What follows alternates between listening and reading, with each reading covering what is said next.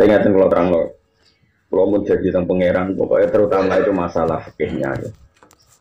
Saya ulang lagi, saya ngaji di mana-mana itu terutama masalah fikihnya, karena masalah fikih itu saya ini mulai hilang. Mengenai kalau suan seneng-seneng kalau meskipun buatan sakit mau kitab ya mau terjemahan takrib atau terjemahan Islam nopo. Oh, saya fakir kudu mateng. Coba ya kiai teng kota, kiai yang terkenal bakasannya Islam budaya sampai Islam kultural, sedito Islam formal, boh sunnah Rasul tapi fakir sunnah Rasul itu sing biaya gak tahu dipikir mulai sunnah nopo.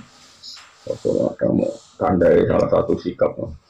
Pak Mustafa itu urun cingkrang tok, mesti tok urun apa tok. Sing marat itu malah urun fakir tok. Kok nabi ku fakir dadi sunah rasul itu. Dari saya jadi dinangannya. Kowe kok nyifati nabi fakir tok itu dosa.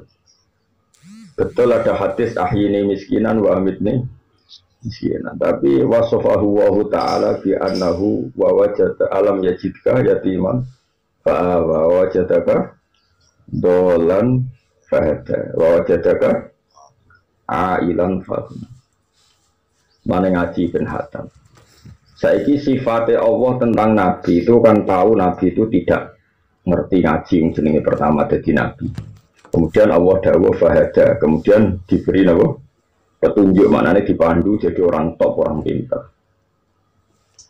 kemudian Nabi diantara sifatnya Allah kepada Nabi adalah Muhammad saya menemukan kamu dalam keadaan ailan orang yang susah Fa'alna kemudian aku nyugeno kowe. Saiki Allah nyugeno Nabi kok maknane kasil surga apa kasil neraka? Kasil surga. Itu masalah bagi kita. Makanya dari Imam Ghazali, kabeh iku hulat itu berlebihan. Wong tasawuf menyifati Nabi fakir. Jadi wong politik, Nabi itu pemimpin pan Arabik. Sehingga setelah Nabi kuat itu bikin negara apa? Madinah. Ada piagam apa? Madinah. Di situ Nabi menerima pluralisme. Wah, soal yang ngomong ke sini. Oh, yang gede-gede itu agak, yang mantu-mantu agak, yang gede-gede itu gawo. Maksudnya Nabi kok jadi ngono piye? Acara bapak kerja ada bapak. Bapak nak ngendikan aku gitu. Nak dengan pengajian bisa temu balik malah bingung. Masalah bingung gawo. Bingung apa? Ngomong dok tindiku opo ae ngomong maksudnya kalau kan dia sering seminar malah delok ngurung kadang bingung jadi sing ngaji kitab sak foto-foto ora ngono iku Islam anyaran kok iso ngomong dok kono iku ilmune kundi wae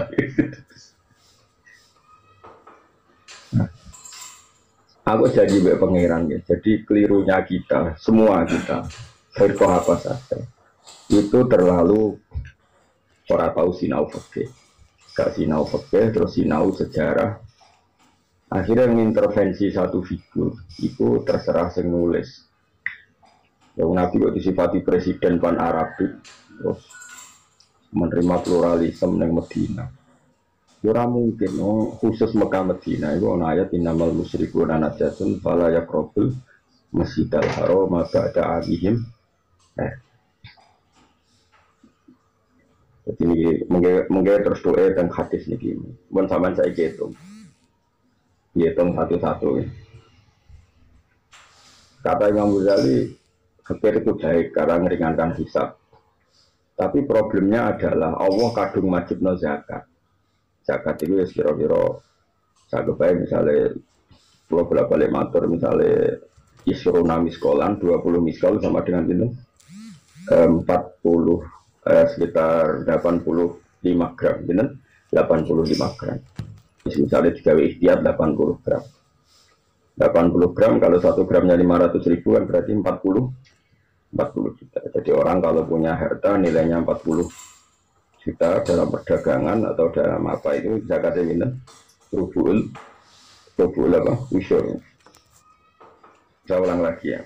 Bahayanya kita mencintai satu ilmu yang kadang nuruti nafsu itu ngerti. Kalau Rasulullah kadung wajibna zakat, itu artinya nak iso wong Islam ya duwe sekitar 40 juta. Haji saiki sekitar 36 juta. Mergo al-amru bisya memerintahkan sesuatu itu berarti memerintahkan dengan segala perangkatnya. Jadi gue tak kon tuku sate misalnya atau tak kon tuku opo ning gone Giwangan, berarti kamu punya kemampuan jalan ke Giwangan dengan segala perangkatnya, misalnya pakai sepeda motor. Kalau disuruh haji berarti disuruh memiliki senilai haji. Disuruh zakat berarti disuruh memiliki senilai zakat. Disuruh sholat berarti disuruh wudhu, disuruh nutupi aurat, disuruh berpakaian yang suci. Makanya kata Imam Ghazali, semua itu tidak usah berlebihan. Fakta bahwa agama ini menyuruh mampu ya banyak, karena kita disuruh zakat, disuruh haji. Fakta agama ini menyuruh ringannya hisab, ya juga banyak. Sehingga ya dari riwayat Allah maaf ini miskinan, wa ambil ini miskinan. Sehingga kita ini kata Imam Ghazali tidak usah hula, tidak usah berlebihan. Kita ngomong fikih saja. Maksudnya ngomong fikih ya tadi. Sing wis kadung juga ya kita bicara zakat, wajib haji. Sing wis kadung melarat, wis kowe iso nambani awakmu dhewe, mbok tambani mbek rido mbek kodok kotor, mbok melarat turunan, pokoke walhasil sementing ora disalahno perkara melarat aras-arasan iku sing penting napa? Ora krana napa? Arasan. Terus kata Imam Ghazali begini, ditutup gini fatwanya, sama sih ingat. Jika fatwa itu berdasar masing-masing, maka fatwa itu filoyatil kubhi banget elek, orang terima elek tapi banget elek. Jadi ini penting kalau terangkan, bahwa jarang yang terang tasawuf dengan fikih. Ya jarang, misalnya gini, api dia urip nang ngadepi pejabat. Nah cara tasawuf ya duwe pejabat itu apik ono rine, apa meneh apik cara tasawuf. Tapi nak cara fikih gak gitu. Saya kira nak pejabat di kiai, kemudian mereka sama sekali tidak punya tradisi keislaman, sama sekali tidak terbina oleh Islam. Kemudian bikin pelaturan-pelaturan sing rugekno Islam, sing dosa ya ulama, mereka sama sekali gak mau bina. Ya sama sekali gak mau apa? Sono ayu rondo ning pojok desa, aku ditakoki Mustafa, kesapike piye? Aku nek sing takok Mustafa doi mari fitnah. Tapi misalnya wong soleh-soleh ngeduwi sing mariki wong nakal-nakal desa iku dadi daerah fase. Enak diduwi Mustafa kan tidak majelis taklim. Ya tapi misalnya aku mendingin parkir bos, lah imane Mustafa sepiro kok takon marki. Ini kan masalah fikih. Nah, makanya kan setiap satu kesalahan itu antara kita itu antara menjauhi karena untuk menjauhi fitnah dari kesalahan itu. Tapi di saat yang sama Rasulullah pesan saele-ele umatku ya bina piye umatku. Dan itu terus begitu Nabi dalam banyak hal. Sehingga biasanya ulama ya ngukur awaknya masing-masing. Ada yang punya nyali berteman ngomong fasik, piye umat Nabi butuh dibina. Ada yang milih aman menjauhi orang apa? Pas. Dan itu kita harus ngomong terus sampai sebenarnya kesuwan orang Allah Subhanahu wa taala. Makanya ini hadis-hadis ngoten Nabi ngritik wong fasik yang tak ngamek. Tapi Nabi muji wong fasik yang tak ngamek. Mana muji memberi harapan, apa? Memberi harapan sampai Nabi ngendikan syafaati li ahlil kabair min ummati. Justru syafaatku tak kekno umatku sing dosa. Karena memberi harapan. Tapi Nabi nak ngeritik wong fasik yang tak ngamek. Adzulmu dzulumatun yaumal qiyamah. Fasik itu sampai anane kena peteng nak kiamat. Nak dene duwe apik dikekno sing dizalimi. Nak eleke sing dizalimi dikekno dene. Supaya bangkrut ben kere. Jadi Nabi di saat yang sama ngritik wong fasik supaya tobat, paham ya? Di saat yang sama juga memberi harapan. Nah, fikih yang begini ini yang harus tertanam terus supaya nak maca hadis itu benar. Dan terusannya begitu sama. Yuhibbuna dunya wa yansawna al-ukhra. Ibnu Khaldun an-Nafsiri yuhibbuna dunya lid-dunya. Nama yuhibbuna dunya lid-dunya. Jadi yang dikritik Nabi adalah mencintai dunia ya karena dunia itu. Tapi kalau kita berebut negara supaya suasananya lebih Islami, ya tentu dengan aturan yang konstitusional ya. Yaitu tidak merebut dunia karena dunia. Misalnya kamu dia anak menjadi bupati, ben bantul suasananya Islami. Paling tidak ya lumayan lah bupati ini santri. Begitu juga menjadi gubernur daripada dipimpin Cina santri-santri yang saatnya dipimpin santri. Paling tidak ada suasana apa Islam yang seperti ini bukan yuhibbu dunya lid. Misalnya anak-anak kiai alim udah di dosen, ben kampus ono suasana santri ora kabeh sekuler. Itu berarti tidak dunia karena dunia hanya sebagai apa sarana itu cara itu. Begitu seterusnya semua hadis ditafsirkan gitu. Ketika Allah mengkritik dunia, makanya dunia sing nuruti nafsu. Ketika Allah memuji dunia, maknanya dunia sing mahal sujud. adalah tempat suci. Saya ikut, jadi saya ulang lagi. Misalnya Allah ngeritik dunia aku mau mata ulurur, nipu tok. Berarti dunia sing kanggo dunya, sing nuruti nafsu. Tapi Allah nak ngeritik, apa nak muji dunia yang tak ngamek. Dunia aku mazru'atul akhirah, gue tanaman akhirat. Sekarang kita di dunia nanti, di akhirat nanti, semua referensi Allah tentang kita adalah saat kita di dunia. Yang lebih swarga ya alasannya prestasi kita di dunia. Nanti kita masuk neraka juga karena kesalahan kita di dunia. Berarti dunia ini super penting apa tidak penting? Super penting. Nah, makanya kata Ibnu Khaldun, makanya wong dore iso ngaji itu kecangkeman. Jadi kalau kamu mengkritik dunia itu ya ada porsinya, itu dunia yang nuruti nafsu. Ya tadi misalnya gue para wong ayu yang pojok desa, nak niate nafsu pasti dikritik Allah. Tapi nak niate merah nafsu, gue jangan ngaji, gue bina, bener ada di aset kefasekan, bener dimanfaatkan tiang-tiang nopo. Itu tentu akan dimaklumi Allah. Ya, tapi ya dolanan iman itu kan urusan masing-masing. Sebetulnya bisa loh, sangat bisa. Kalau gitu, pasti ini mas Tamti ikhtiar itu ya. Kalau nomor keliru yang bapak. Misalnya ada orang ayu yang rawan fitnah. Orang cantik ini kan rata-rata punya keluarga. Kamu kan bisa dekati dengan pamannya. Kadang jorongdo dua anak Joko, kadang di misanan minduan. Dengan cara seperti itu kan nggak ada fitnah. Nafsu ya rapati yo mbak paman. Semari mulai beli rono kok dhewean. Iku masalahnya kan iku. Sakjane iso dielmoni, paham? Kowe misalnya tak mosok Gus ro ngono ra seneng iso dielmoni. Mulane cara Kanjeng Nabi pantangane iku layak luwana rajulun bimroatin, sementing ojo dhewe. Lah mari masari fitnah terus pikiran ngeres kan sluntas-sluntu. Dhewe ana. Ya jadi iso dielmoni. Ya kan ya jajal ya ana ngayu, suwerono dakwahi ngajak Mas Tri Mustofa. Mari ku rebutan. Wah, waduh. Jadi ajane iso dielmoni ku iso. Makanya masuk kenangan saya pada Ibnu Khaldun itu tadi dia. Jadi makanya sekarang banyak orang kacau karena melihat negara hanya sisi tauhidnya. Jadi pejabat mesti kelakuan ini. Ya repot. Nggak sing tomak melihat negara hanya prospek. Kenal pejabat pernah. Bodoh kacau nih kan. Tidak usah seperti itu. Semua di dunia ini bisa dimanfaatkan sebagai aset akhirat atau jadi prahara untuk akhirat. Terserah kita yang ngelola. Nah, caranya ngelola gimana? Dengan fikih. Seorang lagi apa? Dengan kalau nanti ketemu Gus itu sufi. Ya alim sufi. Tapi ada goblok. Ya alim tapi alim banget. Nah, ada gobloknya. Dia ini orang belum kanjaran Gus-Gus gede. Jadi alasannya Gus kanjaran Gus-Gus gede mari hati wangkot, mari sombong. Jadi kanjaran santri yang melarat-melarat. Ya bertahun-tahun dia. Kalau saya kan enggak kanjaran dogen ya gelem, Gus gede ya gelem, mau jelas ya gelem. Terus pokoknya terserah takdir pangeran dulu, ada takdir pangeran. Singkat cerita, pernah tanya saya, terus dengan wong alim kanjaran wong suka ya gelem, terus gede gelem melarat gelem alasannya. Dan aku kanjaran melarat terus, ayam. Tanya ya, kanjaran wong ayu cobane syahwat, nak kanjaran wong elek itu cobane ngenyak, kanjaran Gus gede itu cobane hasud, kanjaran wong cilik cobane memperbudak. Sarahku kowe mbek sing derekno men ngongkon tuku rokok, ngongkon gekno kopi, apa dhewe kok Fir'aun ngongkon ngongkon. Jadi dunia kabeh coba, nak kancanan wong sak ngisormu, iku potensi dosamu memperbudak. Nak kancanan sak dhuwurmu, potensine nak ra hasud tomak, ya iku tok pilihane. Nak kancanan padha-padha, padha ra jelas mau ora. Jadi urip kancanan sugih ra rawan tomak, utawa hasud pilihane loro tok. Nak akrab tomak, nak gedeng hasud. Kancanan wong cilik terus pikirane misalnya kue soleh lah, kancanan wong cilik kita kon jaga WC, jaga gudang. Mesti pikiran pertama iku sing ngenyek. Lah kan gak mungkin, kita nggo mitra dagang, nggo investasi, dia kan gak mungkin garan larat kok bayangno. Apa mitra? Pikiran mana? Jajal mesti ketemu wong suga-suga, mesti wong iku di gudang.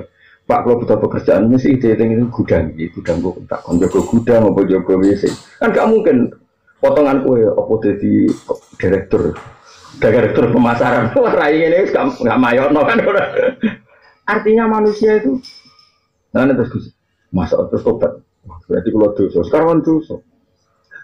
Karena nggak difeki tadi, dia hanya takut hisab, kemudian boleh kan banyak kiai sekarang yang kancanan melarat toh. Aku naik LSM sana kancanan melarat. Namanya dia nak iso dikelola. Terus darah suka berjuang, bos, ini lah, sing ya tentu oknum. Ini tidak boleh, fikih seperti itu tidak boleh. KB itu ada fikihnya, ada apa? Likul lima komen rijal, likul rijalin makom. Ada fikihnya, ada proporsinya. Misalnya ke kancaran wong ayu tadi, potensi dosanya tentu sahabat. Sahabat itu dosa, tapi kancaran wong elek. Sahabat itu elek keriting untuk metu, ya dosa. Ungkoi kancaran niat kan ngenyek. Saya gitu dosanya ngenyek, sahabat itu cara ditimbang. Oh, dhuwurnya kan. Terus aku kancanan wong ayu, aku ora gawe ajaran ngono. Maksudnya padha wae ngono lho. Bocah kok senengane kok ngono. Maksudnya ben wong sing kancanan wong elek tok iku ya tobat tenan. Misalnya aku kancanan wong elek Gus gak sahabat. Terus coba hatinya itu rekam kandhane cah elek iku. Aku kancanan cah elek benda sahabat sing doyan wong ngono sapa. Terus direkam kandhane sing mbok kancani. Kira-kira protes to ora? Protes to. Protes. Wah, semana jebule ngancani aku perkara ngono kan ya gitu. Nah, makanya Imam Ghazali ngendikan jangan seperti itu. Sampai kalau nggak percaya nanti lihat di juz 2 kalau di Ihya saya, cetakan saya itu juz 2 bab Kitab Akhlaqin Nubuwah. Di situ Imam Ghazali kita Nabi yang mendakwa yo wong sugih, wong larat, wong ayu, wong elek, raja, rakyat semua didakwai Nabi. Tidak bedakan. Karena kalau dakwai wong sugih tok sakit sing melarat. Dakwai wong melarat tok wong sugih ya butuh hidayah. Ya, wong ayu ya butuh hidayah, wong elek ya butuh. Ini sing bener. Makanya tampak Nabi tidak membedakan. Karena tadi semuanya bisa dipandu oleh fikih. Seorang lagi semuanya bisa dipandu oleh. Ya mau misalnya orang wedok ayu yang bodoh desa semulai jadi fitnah kan bisa dipandu dengan fikih. Dekati dia. Caranya nggak jadi fitnah gimana? Kamu ke situ jangan sendirian selentam. Karena panduan Nabi bila yakhluwan narojulun bin ro'atin. Kamu jangan sendiri.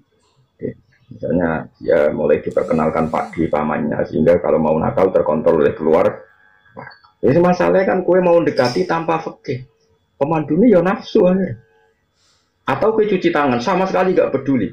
Nah ternyata yang peduli nyon saud yang fasik. Akhirnya dimanfaatkan orang fasik. Jadi pengedar narkoba, jadi macam-macam. Makanya saya ulang lagi ya. Mana kalau nunggu janji pengiran saya di mana-mana akan ngomong fikih. Karena ini yang mulai ditinggal. Islam Indonesia itu ngomong fikih. Haji itu pertemuan internasional, terjadi siklus perdagangan yang luar biasa dan persahabatan dunia. Orang satu dunia kaya raya miskin citok kabeh pakaiane ihram. Lah misalnya iso ngono lah terus ora syarat rukune tawaf terus kabeh opo? Ape kenalan terus. Mergo kaji ku peradaban internasional. Mengepas kaji kok pidato ngomong bener Bapak ngomong apa wae. Mesti yang mendesak dari seorang haji itu satu, nak tawaf rukun syaratnya piye, syarat saya piye, nak saya itu ora rukun syaratnya tawaf mbek saya mendomong ini persahabatan internasional. Dan berapa kenalan. Nah, akhirnya berkaji ora bakas rukun syaratnya tawaf tapi cerita, walah memakai waktu biru, waktu putih, sak dunia tumpuk kok terus kenangan kaji kok ngono ku piye dul. Ini kadang ya kiai Mas, wa inna lillahi wa inna ilaihi raji'un tenan. Ya sebenarnya diulang itu yang pokok-pokok dulu. Mikot itu apa? Terus tawaf itu apa? Syarat sahnya itu piye? Terus bakas kesunatan, suwen. Sunat itu orang mesti kesampaian loh. Yang pokok-pokok sih. Nah, sekarang mulai Islam tuh mulai gitu. Orang langsung gede-gede tapi melupakan yang pokok. Itu saya enggak ini. Kalau bolak-balik suami yang pada haji, kalau dengar kaji, kalau mabrur ini tak takut. Wah, buatan buatan sakit. Gak jangan nanti sinau haji dereng. Sinaurian.